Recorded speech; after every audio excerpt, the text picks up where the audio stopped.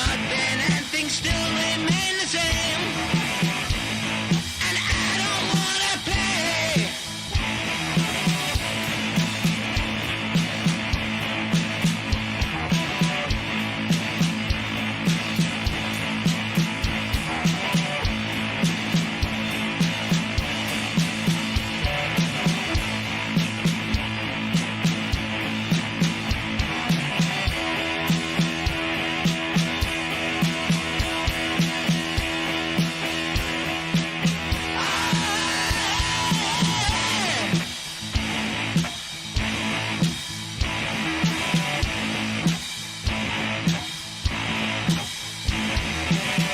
So you see that this is not the way to be, and the time has come to choose. If it comes down to a fight between you and me, then you are doomed to lose.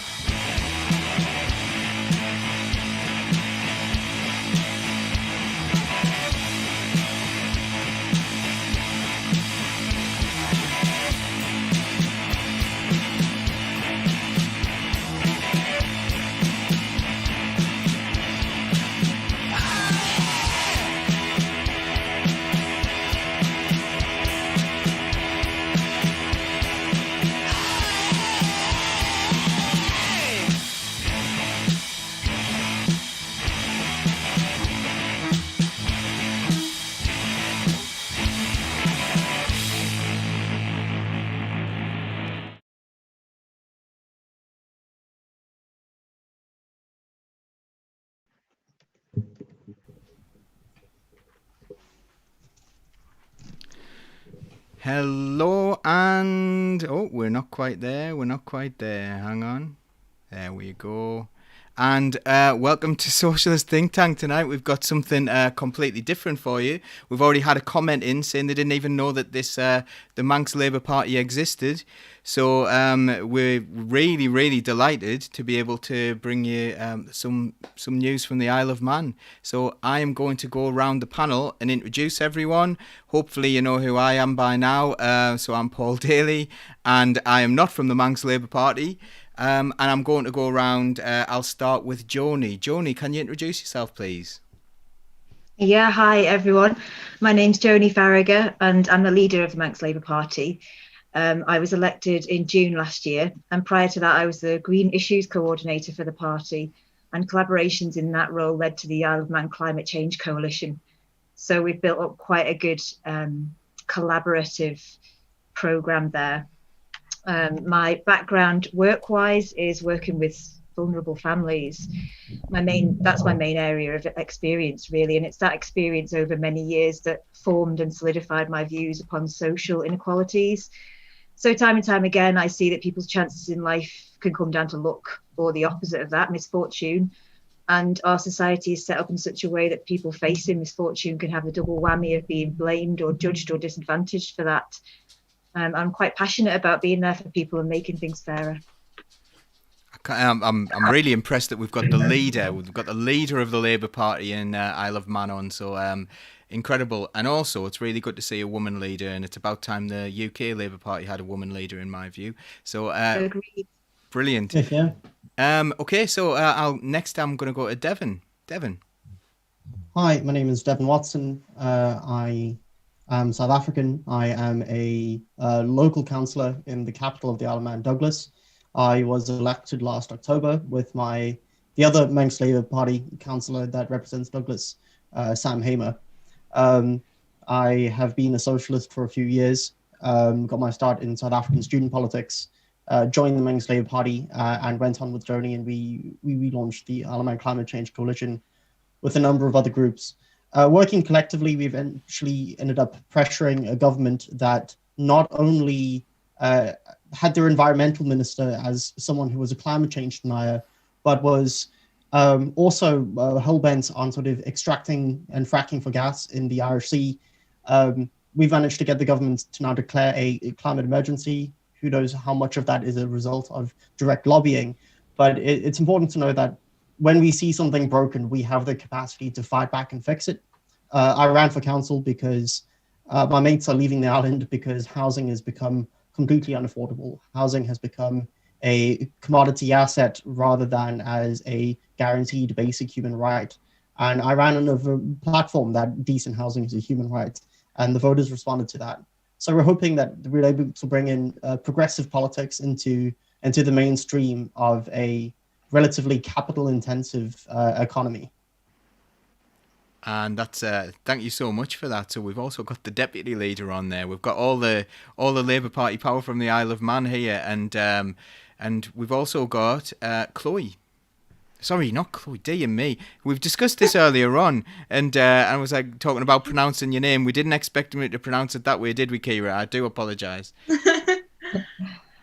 Yeah. Hi, I'm Kira. I'm a member of the Manx Labour Party and have been for about 6 months now.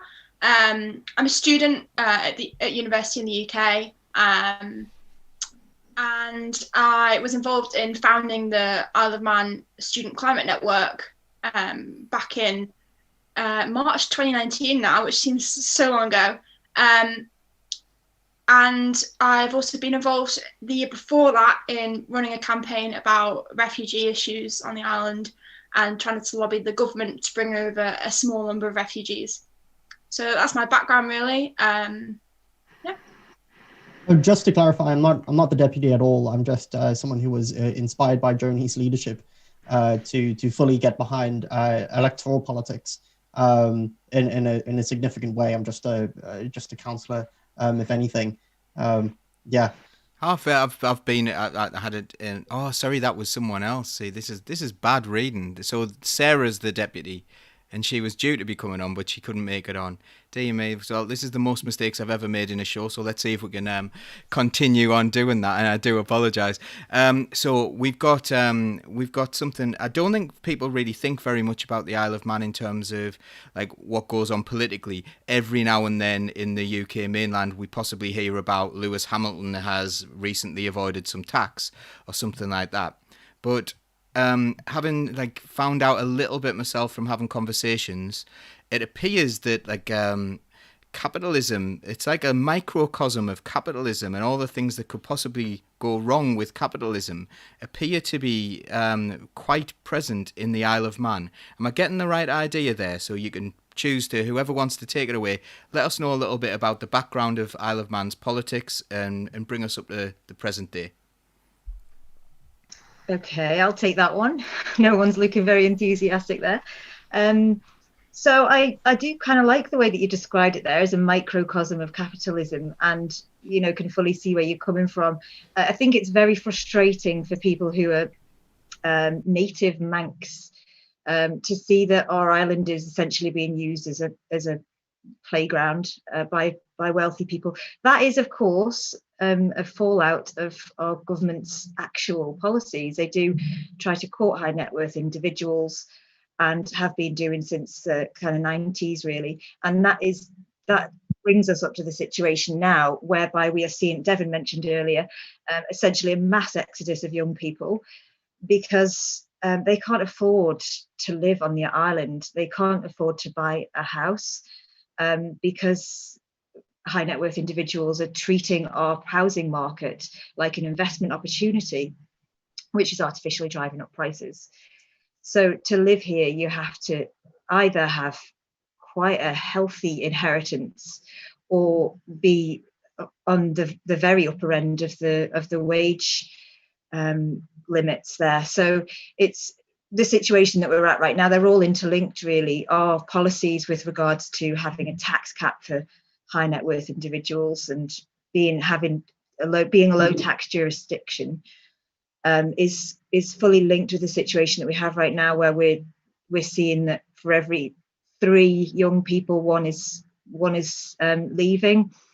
So we're finding that we're having a falling birth rate, and obviously we can't sustain that. That's not sustainable long term. So as the leader of the Manx Labour Party, I encourage us all to step back and actually look at the long-term situation here. Where are we heading? What do we actually want for our island? I don't want our island to be used as a playground for high net worth individuals, and that's not actually beneficial to the Manx people. And the reason that we did pursue that policy of trying to attract high net worth individuals was because, I guess, of the false belief in trickle down economics. Okay, that experiment had, and it hasn't worked. This is a situation that we find ourselves in now. We're not in a good situation in terms of our population is vulnerable. We don't have enough diversity in terms of demographics, and we really do need to address these issues that as they're coming to a head and becoming urgent. Anybody else have anything to add, Devin? Sorry, yeah. But for those listeners who may not be otherwise aware of the general political situation in the Isle of Man, we're a crown dependency. We've got about 88 to 90,000 people who live on the Isle of Man long term. And we are completely independent in our own governance. The only thing that the British government handle for the Isle of Man are foreign affairs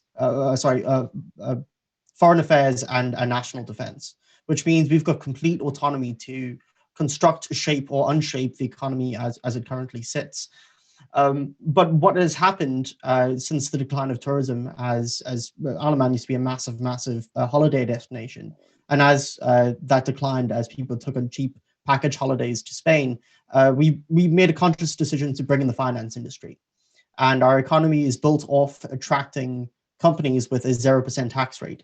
And what we've seen is the Isle of Man is now the 8th or 9th richest country on earth per capita, but at the exact same time, a third of converted flats are in a poor state of repair, or like a fifth of homes on the Isle of Man are in a poor state of repair. 1/6 of workers earn less than the living wage.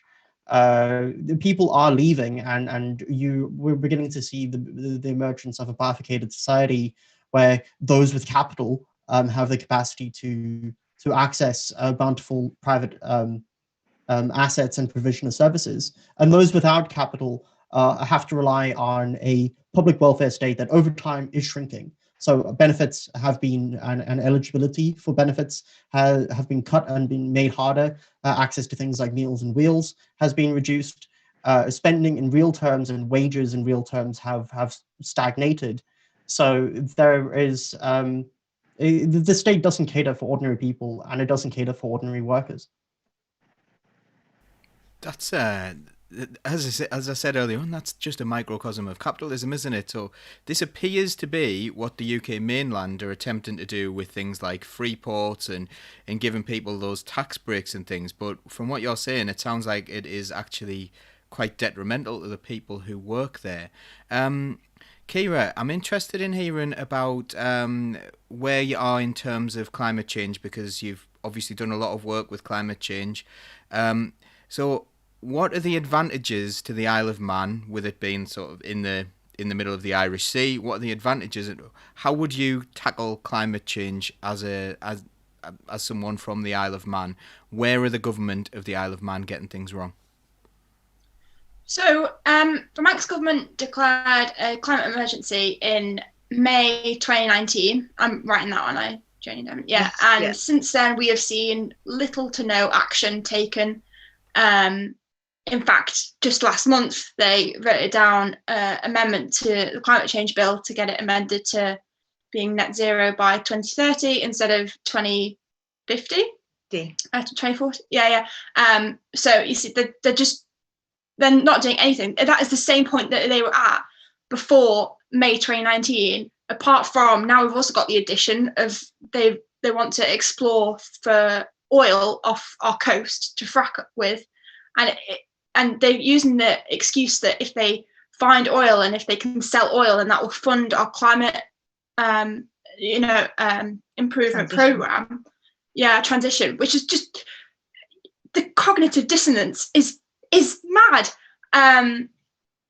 So I think they see the money and they don't see the long-term solutions and benefits to making the climate better for everyone, and including the young people.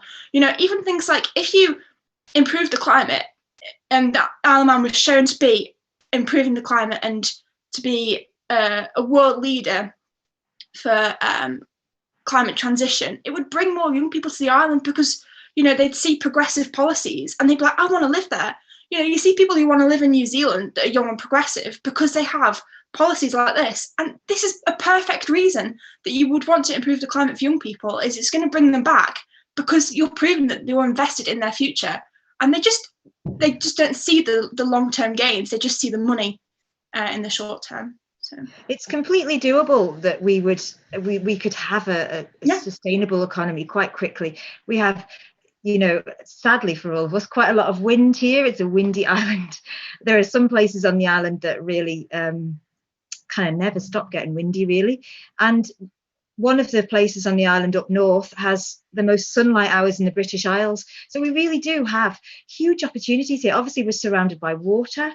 So in terms of tidal power, there really is green gold on the island. And we could be a world leader. It wouldn't actually be, it's not inconceivable at all. It's not too much to aim for. It's not too ambitious for it. We could do it. All we are lacking is political will, of course, the old story. So that's why we're all, you know, looking forward to the next general election, which is, as Kira said there, this administration have declared the climate emergency but have not done anything to actually address it. So what they've done is pass the baton to the next administration. So whoever does, and I am standing to in the parliamentary elections in September, and who, if I did get elected, I'm fully aware that this is going to be a really tough gig over the next 5 years for whoever gets elected, because we're facing multiple crises, just like everybody else is. But this is, you know, how we behave right now is absolutely fundamental and so important for everyone. You know, I have 3 children. I want them to have a future. One of the interesting things is that we have the capacity to see areas in the UK model where it's failed. And it's very difficult to convince politicians to not repeat the same mistakes. One of the most interesting things about fracking particularly, or like the extraction of oil offshore, is comparing the way that the UK went and Norway went. When Norway extracted oil, it invested in a sovereign wealth fund. It controls 1% of all capital assets globally. It makes up 20% of government expenditure now, just from the amount they've managed to invest into those assets. And the Norwegian people have done exceptionally well, and that is projected. Their sovereign wealth fund can last for generations. Now, in contrast, what the UK government did was it completely gave that away to private companies, and even lowered some of the fees. And even recently, it's paid certain companies to decommission rigs. And we see those mistakes, and yet we followed that entire model. So it's not only the fact that we've decided to pursue a policy that destroys the government, but one that entrenches privatization of a national asset, and also one that only benefits a few of the people directly linked to the trade itself, which is generally a microcosm of everything that's terrible in politics in this part of the world. I'm really interested to know as well. It's like that sounds to me like it's almost like your government aren't acting in the interests of the people, which is something I think people are quite familiar with in the rest of the UK. Who currently controls the government? Is there a political party? I know can you then go on and explain a little bit about the history of the Manx Labour Party as well? Currently controlled by the Illuminati, or in general. I mean, so in general, the people who are officially empowered, there is no strict formal party system. So everyone is elected as independents, and currently, people from political parties only have 1 or 2 members in our parliament, made up of 24 people. But as a result, I mean, the people who are in the chairs themselves are a group of independents who are disproportionately millionaires, and largely they just simply sit and serve interests of people. I'll let sort of Joni sort of lead on how we sort of fit into that system as a small party that's now emerging to fight back against this. Yeah, I mean, I'm not sure I'd say disproportionately millionaires, but it definitely is. I don't think anybody would dispute the fact that when people stand on an independent platform, more often than not, they will tend to be conservative with a little c. And that story is borne out really by the fact that the three political parties on the island, Manx Labour Party, Liberal Vannin and the Isle of Man Green Party, are all really stand on a centre-left platform to varying degrees, really on the left of the political spectrum. And there isn't any party that actually represents the right of the political spectrum, because it's already so well represented. Obviously, our point is that you don't know that when you go to the polls and you vote for an independent. You have no actual way of knowing where they will stand on major political issues that will affect your life when it comes to the vote. Obviously, for us, we've nailed our colours to the mast. We've said we stand on a platform of fairness and equality. We stand under the global Labour movement banner. You can have a good idea that we will vote in the best interests of most people. When we do vote, we won't be a party that will protect multimillionaires. And so in terms of the Manx Labour Party itself, it was formed in 1918. It was formed really as the political arm of the trade union movement, which started in 1917. And since 1918, the 1919 Isle of Man general election, when 3 members of the Manx Labour Party were elected. Since then, they have been continuously represented in our parliament, which is called Tynwald, up until February of last year, when sadly our ex-leader, David Cretney, stepped down from Tynwald. And we currently don't have anybody in Tynwald, which we're looking to change in September. So this is our only time since our formation that we haven't had representation on a national level. We do have 5 councillors in local government, but yeah, so we're hoping to change that come September. So have you had like a little bit of there's a bit of feedback there. Have you had a little bit of a rebirth, do you think, of the Manx Labour Party? Because you said you've lost your representation there. Have things changed recently within the group? Do you have more young people coming through, for example? And I'm also interested to know as well, you were mentioning about people leaving. Is that meaning that like the average age is an issue in Isle of Man? Are people becoming older on average because people are having to leave to find work? Yeah. We've seen a lot more young people come in, and the average age on the Isle of Man is rather high. I think we're early in Europe, we're early behind Italy and Germany, which are now beginning to see structural issues as a result. And that's specifically due to a policy of inviting wealthy retirees to come in. But I think we have seen a bit of a strong revival in sort of leftist politics in the Isle of Man. I mean, we ran for a by-election seat last October, and both myself and Sam went into the election, and we got 62% and 55% of every person gets to choose 2 people to go in. And we both sort of sailed into council on that. So there's definitely very, very strong appetite for something new. And there's definitely strong appetite when you talk to voters. And what we see is that our media is all controlled by a local media consortium based in the UK, the Tyndall Group. So our 3 main national newspapers are run by the same company, and it's less likely that they'll discuss systemic economic issues. So that vacuum has recently been filled by greater sort of progress of people sort of speaking out on social media. So you're beginning to see that actively begin to shift the conversation. Because ordinary people themselves, when you actually talk to them on the doorstep, they are worried about how they're going to pay their mortgage. They're worried about, is this a sustainable model? They see their friends and they see their kids leave the island. And the Isle of Man as a national project, as a nation of only like 80, 90,000 people, to lose each person or to lose anyone to poverty is a tragedy, because we feel the effects of these things in a really deep, interconnected way. When you go down the street and you chat to people, you see the same people again and again. You still have a very, very strong sense of community on the island, and I think that's why I have a lot more hope that we have the ability to make inroads. A couple of questions coming in, if you don't mind. I think I think I may come back to a few of the details, but it's nice to get some questions coming in. We've had one of my friends, Ilana, has said her great grandmother was the first female elected councillor of Douglas, Councillor Lana Griffiths.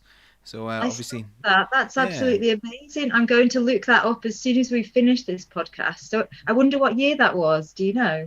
Maybe Alana will tell us, but yeah. So Alana's good comrade. The Isle of Man was one of the first places in the world, the first place in the world to allow women to vote. Well, I didn't know that either. You see, we learned so much about Isle of Man. And it's a pretty as far as scenery and that kind of thing goes, it's a pretty beautiful place, isn't it? It should be a pretty idyllic place to live. Is that a fair assumption? Yeah. We're UNESCO biosphere. We're the only whole nation in the world that's classed as UNESCO biosphere. Because, I mean, in terms of scenery and nice walks and beaches, there's no better place to live in the world. Well, you say that on a day in April when it's quite nice, but in November when the boat's been cancelled for a week, you don't really think that. But yeah, it is a nice place to live in terms of the surroundings and the scenery, and there is a nice sense of community as well. As Devon said, like you do see people on the street that and you stop and say hi. It's very friendly. So it is an absolutely beautiful place to live. I've travelled quite extensively when I was younger, and I haven't seen anywhere as gorgeous as the Isle of Man on a sunny day. And I really do honestly think that that's why our government potentially gets away with some things, because people will tend to be happier because they're a lot more in touch with nature, and it's so easy to walk 5 minutes down the road and be on an absolutely glorious beach or in a beautiful glen. So yeah, it's definitely a lot of positives about living over here, and I absolutely love this island. I just want better politics for it. I'm seeing that on the chat that Alana is saying that she'll contact the Manx Labour Party next time she's here, and she definitely should. Yes. It'll be great to get in touch with someone who's keen from elsewhere. And no, it's absolutely incredible. I mean, it's one of the few places where you can get a good job, and it's about 15 minutes commute if you happen to be in the right sector. And then you go another 15 minutes in the other direction. It can be in the countryside, or you can be on the mountain. And it is really unique in that way. It's also got the lowest crime rate and one of the lowest crime rates in the world. One of the tied lowest murder rates. And it's absolutely an incredibly idyllic place to live, which is what fills me with hope, because it's one of the few places whereby if we have strong progressive policies, this is a place where we can actually implement them. If we want to implement a free public transport or legalize cannabis, it's something that we theoretically have the capacity to do, assuming the Crown doesn't step in and interfere with that process. So it's one of the few places where I think that the socialist movement can make strong inroads, and the Crown dependencies are places where typically capital has taken those opportunities, and it's time for the left to sort of seize those opportunities too. That's it. I love it. I love a hopeful message, and I think actually socialism is about hope, isn't it? I think that's what gets lost in all these silly American YouTube videos where you hear about socialism's evil and stuff. It's actually not. It's entirely about hope. I'm going to come to something, but there's Anthony Riley's got a question. He said, do you find that too many times a government declares a climate emergency and it seems nothing is taken seriously or happens, especially neoliberal politicians? So I guess he's saying there that, people pay lip service to the idea, oh yes, let's declare a climate emergency, and it's meaningless. And I suppose, do you see that elsewhere, and is that how you feel generally it's happened in the Isle of Man? Yeah, I mean, when after the current administration had declared a climate emergency, they did actually take one action which has produced a sort of semi-positive result, which was that they requested Professor James Curran to undertake a report on how we could go forward and how we could actually get to net zero and how we could become more sustainable as an island. His impact report is excellent. It is very, very good. On the other hand, of course, all they're actually doing is producing a report there. They haven't taken any of the actions that Professor Curran recommended. However, the blueprint is there for the next administration. And, I think a lot of the groups, I'm sure Kira and Devon will both agree with me here. Kira of the Student Climate Network and Devon and I are in the Isle of Man Climate Change Coalition. And we were worried, we were really concerned when the government brought James Curran over, because we didn't know what he was. We thought it might be a greenwash, but his report is very good and is based upon the ethos of a just transition, which obviously is what we're all about. And I think that we have seen similar actions in other governments around the world. It's incredibly frustrating. All they seem to be doing is talking about it. And I think that's why you used the word microcosm earlier on, Paul. I think that we could be a microcosm for achieving net zero or for being a sustainable economy, because we do have everything here. We have an easily accessible political machine. We have all of the actual resources that we need, and we have got the ability to educate and upskill our population quite rapidly if we wanted to do that. So we could really be a world leader, and I don't see any reason that we shouldn't be come this time next year. One of the exciting things I think is that when we look at our policy, sorry, Kira, is that when you look at a policy that can work well, is very often people, when they propose environmental policies, they get hit with the false dichotomy of how are we going to deal with poverty? How are you going to justify to someone in poverty that we have to invest in a long-term problem like climate change down the road? But luckily, I mean, this is where the people on our side of the spectrum have answers to these sort of things. And we can also say that we can walk and chew gum at the exact same time. So the sources of emission also tend to coincide with the sources of poverty. So, I mean, in the UK, at least 10% of the British population or English population does live in fuel poverty. I think sort of looking to a way to which sort of bringing more houses up to passive standards and sort of fixing this in engineering terms can simultaneously solve fuel poverty, deprivation, cold, and deal with a big source of emissions. Reinvesting in public transport is a great way of simultaneously reducing emissions and connecting underserved communities to the broader economy. We have the ability to democratize access and control over our power network. I mean, we spend absolutely billions every year. I mean, or tens of or hundreds of billions pumping money into Gulf monarchies who fund anti-democratic behavior and anti-socialist movements around the world. And I think sort of by harnessing renewable energy at home, we no longer have to be reliant on dictators abroad in order to fund our economy at home. So dealing with climate change is one of the best ways that we can take broader steps towards sort of creating a more just society.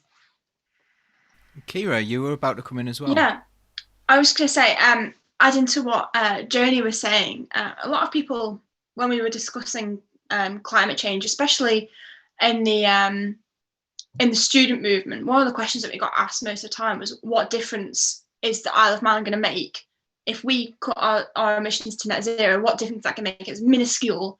And they're right, it's a tiny percentage of global emissions come from the Isle of Man, but it is significantly higher per capita than a lot of other countries and than it should be.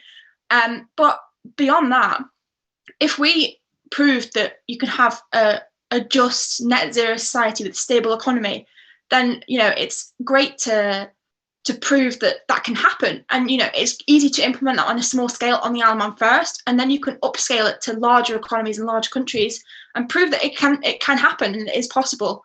And I think a lot of people fail to see that sometimes.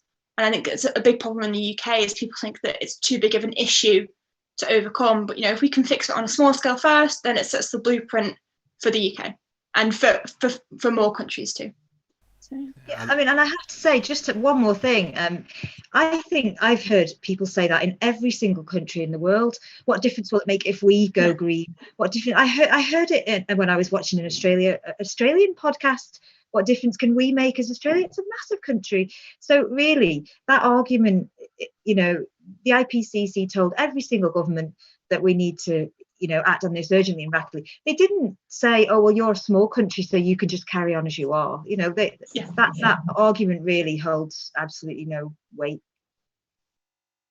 It's actually quite inspirational hearing from you and hearing about your ambition. And I do think that like microcosm thing working the other way, being a microcosm of what could be good, and then expanding that to other countries and saying, look, we can do it. What can you do? That is a really, really inspirational idea. I'm interested in whether or not you think, like, how much of a chance do you think you have with these policies? How do you think people are going to respond in the Isle of Man? Are you going to be speaking to people who are there simply because it's a tax haven? Because I don't know how many people you have, whether that's much of your voting population, whether that's a significant amount, and then the rest suffer, or do you have like a building up of support for what you're trying to do? Do people want to see change, do you think? Yeah, I think that one of the big things that we are trying to push for the general election, as well as local authority elections this year, is for young people to go out and vote, because this is their future. And one of my sort of bugbears really that I'm regularly going on about is that our policies will bring people, our policies of attracting high net worth individuals and super rich people automatically really pushes our island politics to the right, because those people will be protecting their interests, but that's to the detriment of the average Manx person. And if we could all just step back and look at that situation and actually think, are we okay with this? I think for me that's a big one. But Devin might have a little bit more to say about whether we feel that our policies are attractive to the Manx public.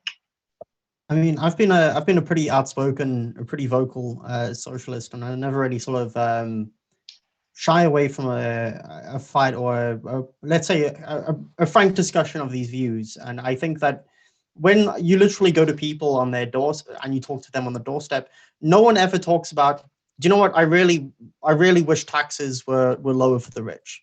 No one ever says that, well, I really hope that we delay action on climate change a really long period of time. No one ever says we've got too many men in government. I mean, people, when you talk to them, their concerns are bread and butter. Like their concerns are, I'm worried that my kid doesn't have access to the services that they need in terms of their schooling. I'm worried that I am in my 30s or 40s and I don't have a pension. What am I going to do? I have put £180,000 into rent, but I don't own any asset. I mean, I've bought someone else a house instead of buying myself one. I mean, people have these concerns, and it's about getting out there and having those conversations.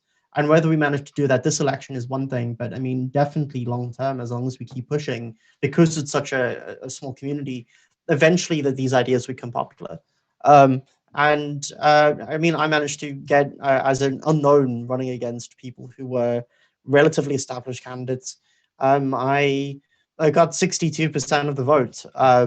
And as a sort of recent immigrant who's 26, and that's not because there's anything about me, it's more about the fact that these ideas are particularly powerful.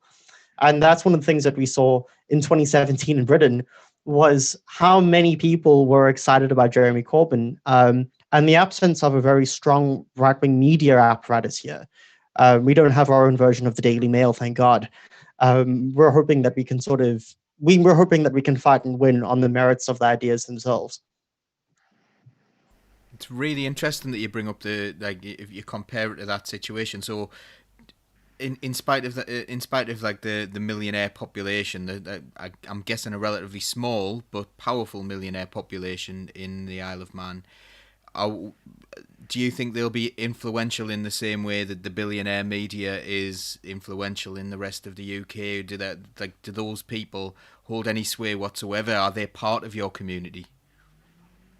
I mean, I don't know if they are part of our community in the same way. I mean, I don't really interact with them in a strange way. I mean, what we see is people, they've got country estates, or they've got large homes in the country, or they've got homes in the suburb, and there is a sort of a very definite sort of class divide in the way that friendships form. So it'll be interesting to see whether that conversation happens across those lines. But probably see, Joni, you've been here much longer than I do, and what are your thoughts? It is actually really difficult to know whether there is any influence there on the part of the super rich people who, I mean, a lot of them don't actually spend a lot of time here. You know, they don't really come over here to live. They have a property here, so you know, in terms of what benefits they're bringing to the island, it seems very minimal. And in terms of their influence, it wouldn't seem like they have an outlet for any influence that they would like to, if they would, you know, if they would like to exert any influence. I don't think there's any outlet for that. Although I'm not sure. I'm not sure whether I'm being naive there. There really isn't any sort of press that they could put pressure on, any media outlet that they could put pressure on, as there potentially is in the UK. And it's, you know, it's been very disturbing to see the UK representations of the socialist movement in the last few years on behalf of the, you know, sort of aggressive right-wing press. And that's something that I think all of us on the island will be quite proactively trying to protect, is the press freedom and ensuring that there is no pressure put upon our press. Just while we're on the topic, would you mind giving us your opinion on what happened in the UK? Because I want to focus on that. I want to go on this really, really quickly because I want to focus on Manx issues. But what was your opinion looking from the outside as a very near neighbour looking at something that you really probably had a really vast understanding of? What do you think happened in the UK over the past few years? Do you know what? It was such a sad time, and having reflected on it for so long, I kind of feel that like one of the most contradictory things about modern English political history is that the people who were living in left behind or left out places kind of decided to retaliate against the British establishment by scapegoating the EU. And that's, I don't know, the EU was often the only sort of governmental institution that actually did anything for those left out and left behind places. And it sort of feels like they've now shot themselves right in the foot.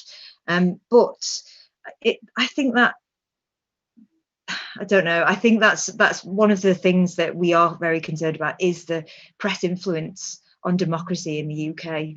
And that's become such an overarching issue in the UK. Whereas somebody like Jacinda Ardern, who holds very similar views to Jeremy Corbyn, is held up as an example of prime leadership skills and a wonderful person. The same person will absolutely damn Jeremy Corbyn for having very, very similar policies because of what they've read in the media about him. So democracy is under threat, I think, in the UK.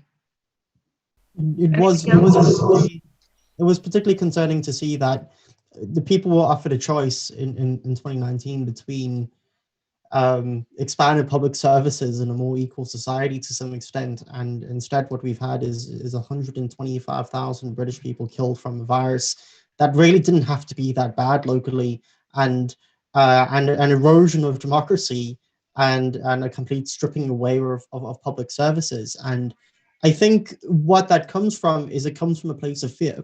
Because if all people have seen over the past few decades is the government, and the only way they interact with the government is in a punitive sense or in a sense in which it tells you not to do something, people have lost hope to the extent why they'd rather take a shitty certainty rather than the potential that things could just get worse. Because many of these people trying to convince them to sort of take the leap of faith into socialism is a difficult sell when they have been lied to by politicians and lied to by the establishment types for ages. And socialism is a leap of faith. And I think that more work needs to be done in order to build that and get people to have that trust. Even here, although the super rich might not exert a direct influence, there is a fear that they could leave. There's a fear that they could take their companies and they could take their business elsewhere. There's a fear that even if we have a 1% corporate tax, or because currently they've got a cap on the tax they can pay, and that's limited at 250,000, which means as though that someone who's a billionaire effectively pays a lower percentage of their income directly in taxes than a single mother on minimum wage. People recognize that's unjust, but they recognize it's just a horrible reality of the world, much like the weather or malaria or something. And I think just getting through that message that the world is something that we've made and it's something that we can unmake, and it's malleable, is important. It's brilliant to hear an outside perspective. There's a big aspect that I think you probably not maybe seeing because of the distance from it, but locally. Say I'm from Sedgefield, CLP, constituency Labour Party. Obviously, famously Tony Blair, and was the MP here, and a lot of people felt that there was a lack of trust in all politicians, as you alluded to, and then that lurch to the. It's really strange because you see that lurch to the right. That they said, oh well, you'll be okay in the northeast. We'll kind of look after you because we're from a deprived area, and then they moved on and said actually, that's all the Labour Party, and the solution to that was to. After we moved left and said, actually, we'll deal with that, their solution was to say, no, we reject that. And then the Labour Party have moved back to the right. But I don't want to get too hung up on the UK Labour Party at the moment, because this is about the Manx Labour Party, which sounds incredibly hopeful at the moment. So do you have your own form of press communication that you get around the island? Have you got anything there in the way of communication, or is that a thing that you're looking into, or... No, we don't really. I mean, we use social media, and we have our own website, and we do have. We're looking into, kind of YouTube channel, which would be something similar to what you're doing here, Paul. But we don't have any, and to an extent, you can go overkill on that sort of thing on a small island, where the population is actually fairly accessible. So yeah, no, we don't have any formal media of our own. If you need any help, by the way, it's always there. We're happy to. It'll be gratefully appreciated. I think building these things from scratch and building these institutions is an exciting project, and I think being able to be part of that project is great. So if we can get some help, that'd be fantastic. Yeah. Most certainly, we're happy to help other socialists around the world, and it's really nice to actually expand beyond your relatively small horizons and see something else that's happening outside that's particularly hopeful. So I'm thinking, right, so in September, is it that you've got some elections? And I'm trying to think, like, I have looked at the geography a little bit, but where are the main places that you're going to be targeting? Where are the main places that you think those places are being run down? Because you're talking about people living in the countryside when they're quite relatively wealthy, and there's also pockets of poverty. Are those people politically engaged? The people in poverty, I suppose the working class of Manx. Yeah, it's interesting actually, because if you look at the constituencies, so there are 12 constituencies, and each has 2 seats, so there are 24 MHKs in total. And if you look at the voter breakdown, or the turnout from recent elections, that some places that do have very disparate socioeconomic sort of scenes, really, such as Ramsey, always have quite a high turnout. And they did actually vote in 2 quite progressive MHKs last time. They have quite a lot of pockets of deprivation in Ramsey, and so that's quite hopeful, really, to look at scenes like that. But we do have some areas that have quite a transient population as well, so that's difficult to actually engage those voters. So we have 3 people who are standing at the moment in the national elections. Although the island is broken into constituencies, really the MHKs kind of have a national platform, and that's what they stand on. They don't tend to actually electioneer specifically on local issues. So we are looking at, we've got 2 Douglas seats that we're campaigning for, and one which is on just above Douglas on the east coast, which is called Garth. So we really, what we're doing at the moment is focusing upon putting up quality candidates who we think have really got a good chance of actually getting a seat, rather than focusing on areas. Okay, that's so Yeah, I think interesting. it's difficult for us to focus on. Oh, sorry. I was just say I think it's difficult for us to focus on areas because of the size of the constituencies. Some of them span half the island, so it's difficult to pinpoint, a specific area that might be more deprived than another, because there would be a huge amount of inequality in almost any seat on the island. And so you can't really just put a pin in like, oh, that's a seat that we could,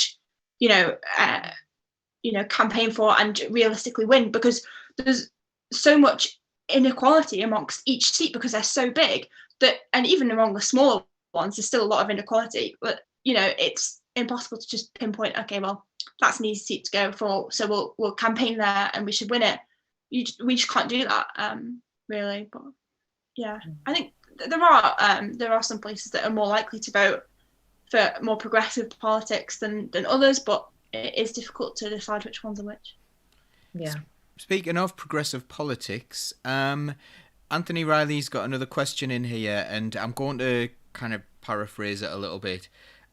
Basically, he's asking, are you going to nick any of the Labour Party 2019 manifesto policies and think, actually, that's something we could run with?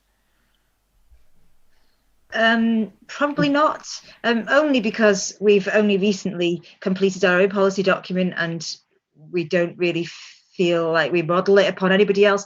Our island does have a specific population, and it has its own unique issues. And I'm going to be bold here, and I'm going to say that it's not generally liked when we try to model ourselves upon the UK. Sorry. There's a strong feeling over here that we definitely aren't the UK. We definitely have our own sort of way of doing things, and the idea of the idea that we're sort of affiliated with the UK Labour Party is not always helpful. Specifically because the idea of maintaining internal independence is good, but the general tone and bent. I mean, so 2019 had some excellent policies, particularly with regards to public transport and environment, and those things have been at very least matched in terms of the scale of the ambition that we're going for. So it is definitely exciting, and I mean we're really keen to take good policies and good policy ideas from wherever they come from. That's one of the things that I'm particularly excited about, because I wouldn't want to model social housing of what we see in the UK, unfortunately. What I would like to see it modeled on are places like Austria and Vienna in Austria that have some of the best social housing on the planet.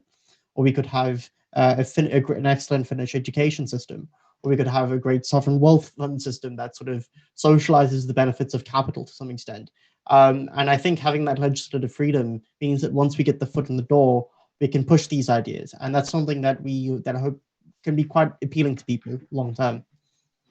Yeah, just to pick up on what Jane said on the chat there, she's written Manx for a Green New Deal. That is one of our policies. We have said that we want to create a Manx Green New Deal, which actually is, based upon the UK based original Green New Deal group. But it would have to be very specifically for the Isle of Man, and it would be, we couldn't take the ideas from that because they just wouldn't work. You can't put the two places side by side and really do the same thing. So that's definitely, Jane, one of the things that we are advocating for. I really like the idea that with regards to your socialist policies and stuff, it's got to be bespoke for where you are, and it's like the socialist ideas behind them are there, but and also the 2019 manifesto wasn't the be all and end all of everything. It wasn't a successful manifesto either, so we have to be aware of that. But yeah, I like the idea that you consider yourselves completely independent. And at the moment, I think there's a few people who would quite like to be independent from the current UK government, who are living on the mainland. There is a little idea here from Alana, whose grandmother was a councillor. She said, let's go canvassing in Isle of Man socialist camping trip. September's good weather and we'll get the ferry from Liverpool. Would that be a welcome thing, or would these outsiders coming in telling them how to vote wind people up? Do you know what? I'm honestly not sure.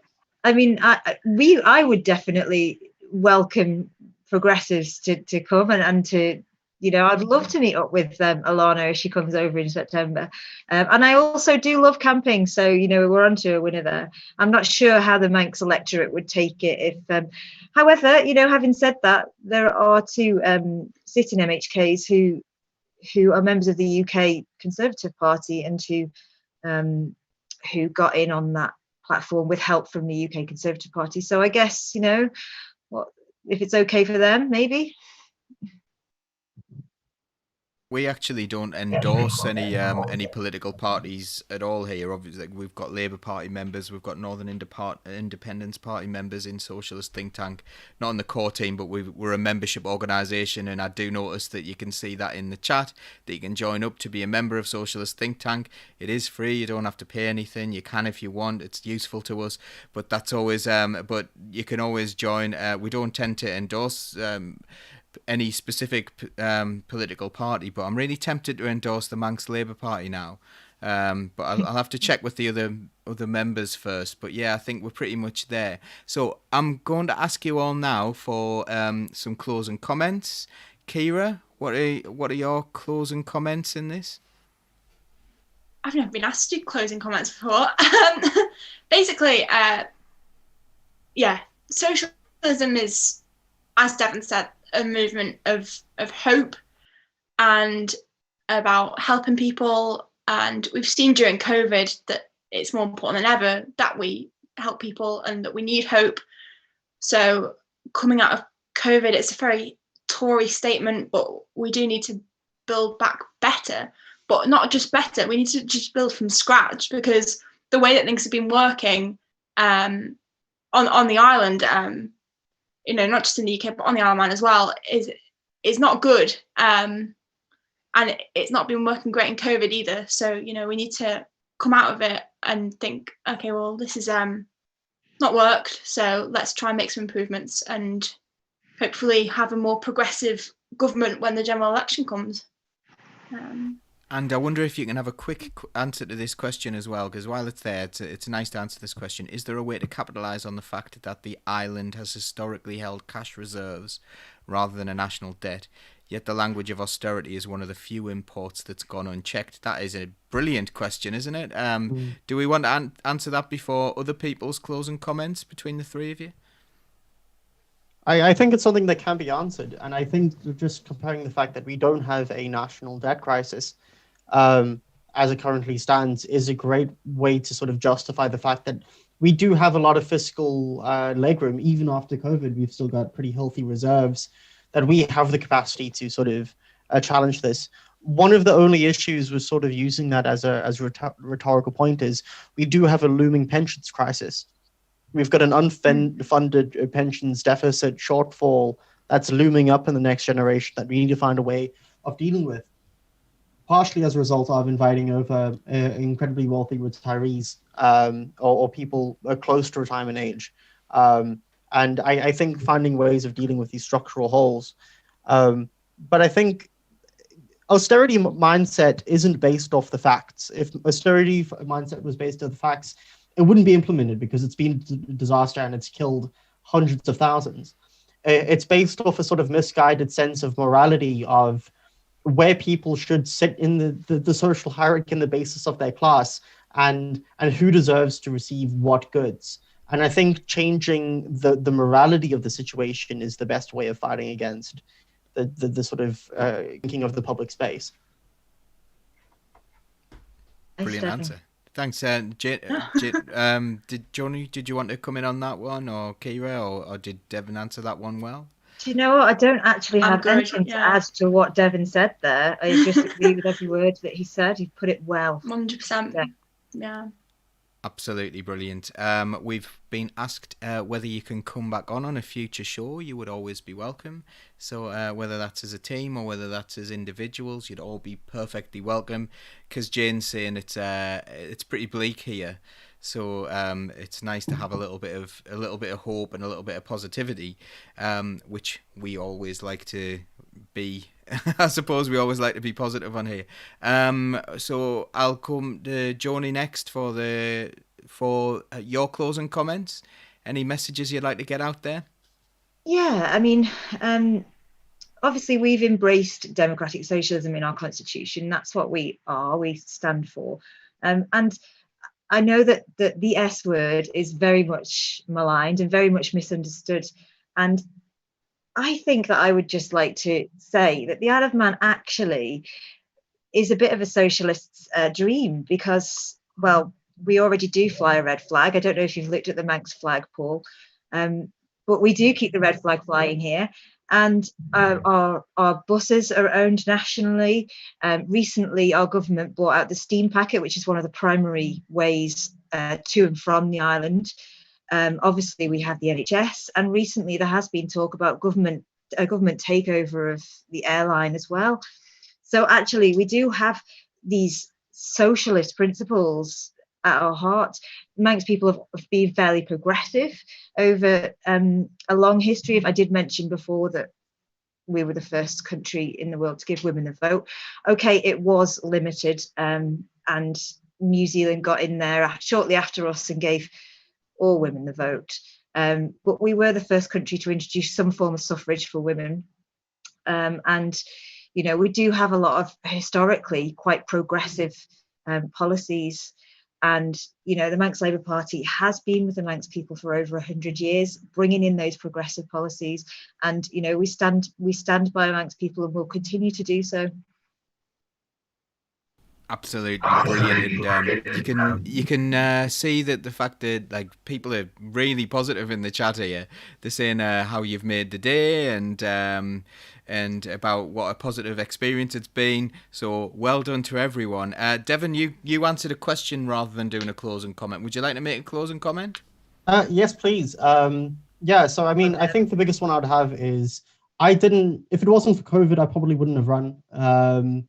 It was a fluke that the by-election ended up happening, and as a result, just decided to sort of step into the breach and fight in the area that I lived in.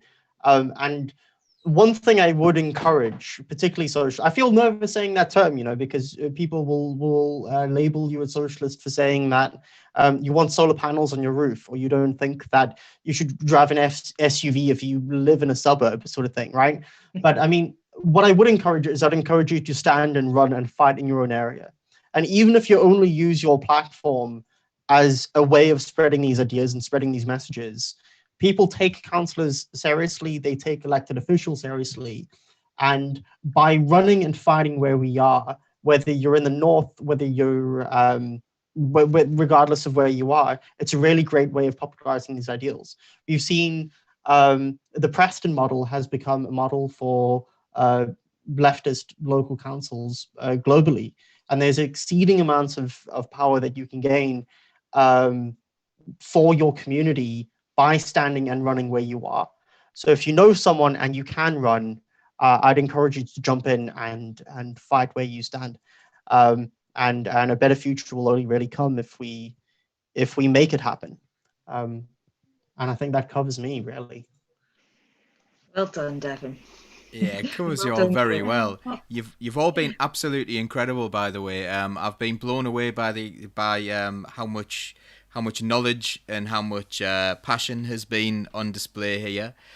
We hope that you do really, really well. please do keep in touch with Socialist Think Tank. We will definitely be keeping track of everything that you do, and don't forget to like, share, and subscribe to Socialist Think Tank. All our different channels, whichever is your preferred media method, and become a member as well, because people are dead nice and we talk about things in forums. It's a really positive experience being a member of Socialist Think Tank. So just like these hopeful people, we've got a bit of hope about us as well, and we're really glad to help fellow socialists as well, because and I think the other thing is as well, it's so nice to see how your ideas are so down to earth, so normal, and there's nothing to be scared of in socialism, is there? No, Not. exactly. No. Right, It's okay. just people politics. Perfect. Thank you so much. Say bye-bye, everyone. Bye. Thanks for Thank having us. you. Oh, by the Great. way, we stop and chat for a few minutes afterwards. So this is just bye to the show, and then the party starts. That's how we do it. Okay. See you later, everyone. Bye. Thank you. Thank you. Bye. Keep the red flag flying here.